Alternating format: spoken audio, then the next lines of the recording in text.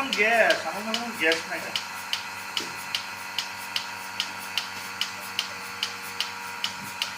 আমারও দিলেন না আমারও সারা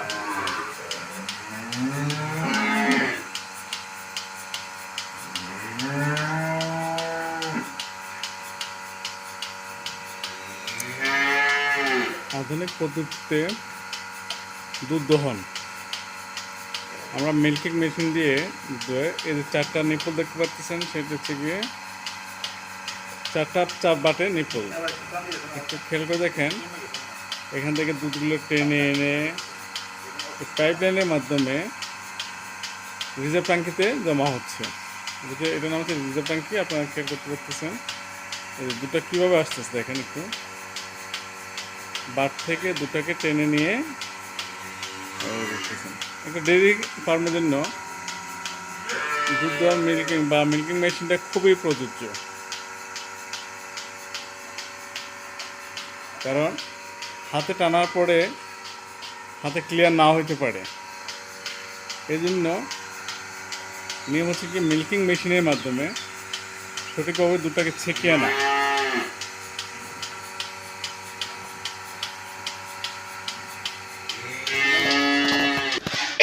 আরেকটা জিনিস দেখেন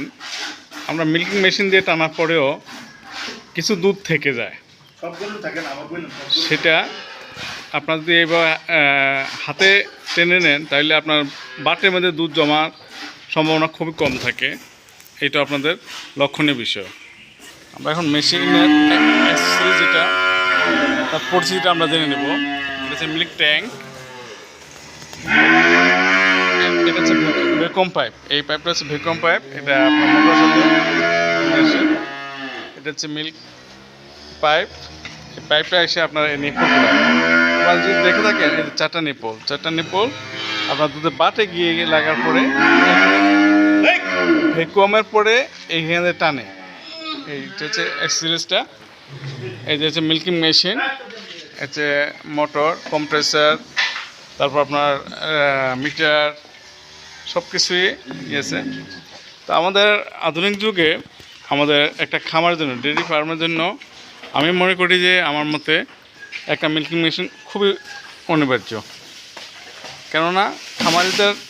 সাশ্রয়ী হওয়ার জন্য এবং খুব কম টাইমের মধ্যে আমরা যদি ট্যাঙ্কিগতভাবে যাই আমরা ট্যাঙ্কিতে দেখেন এই ফুল ট্যাঙ্কি এটা খালি আর এখানে সিরিয়াসগুলো এতে বলের মাধ্যমে আপনার দুটাকে ছেঁকে নিয়ে আসে এই হচ্ছে গিয়ে আজকের প্রতিবেদন একটা লক্ষণীয় বিষয় হচ্ছে কি যে ডেয়ারি খামারে আমরা যদি প্রাণী সম্বন্ধে একটা স্লোগান আছে যে গাভীর মুখে দিবেন ঘাস দুধ পাবেন 12 মাস আপনারা দেখেন এই ফার্মটাতে আপনার কাঁচা ঘাস পর্যাপ্ত পরিমাণে দিচ্ছেন যার ধরুন এখানে মিল্ক প্রোডাক্টটা মোটামুটি লেভেল প্লেইং আছে লেভেল প্লেইং বলতে আমরা এটাকে বুঝবো যে কোনো খামারে আপনার যদি মিল্ক প্রোডাক্টটা পার হেড গরুতে যদি আপনার বেশি নিচে আছে তাহলে এই খামারকে আধুনিক খামার বা উন্নত খামার বলা যাবে না সেক্ষেত্রে আলহামদুলিল্লাহ এটা ভালো আছে আপনার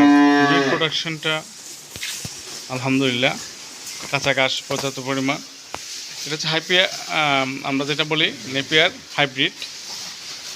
নেপিয়ার দেখেন কত সুন্দর করে সে খাচ্ছে মানে স্বাচ্ছন্দ্যে এই যে আমরা অনেক সময় আবার মনে করি যে গোড়াটা শক্ত বেশি খায় না দেখেন সে তার স্বাচ্ছন্দ্য মতোই খাচ্ছে তো এক্ষেত্রে আমাদের যেটা প্রযোজ্য সেটা হচ্ছে কি 80% আমাদের ঘাস জাতীয় বা আঁশ জাতীয় খাদ্য ঘাস লাগবে 80%, বাকি 20% আমরা দানাদারের মধ্যে রিকভার করার চেষ্টা করবো। তবে দানাদারের মধ্যেও কিছু ভাগ আছে, আমরা এটা নিয়ে আরেকদিন আলোচনা করবো না। তো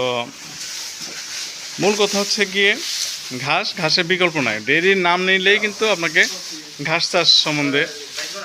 বলতে হবে। আপনাকে ঘাস আগে হচ্ছে কি একটা কথা আছে মুরব্বীদের বা আমাদের মানুষদের একটা ধারণা আছে, সেটা হচ্ছে কি হাতি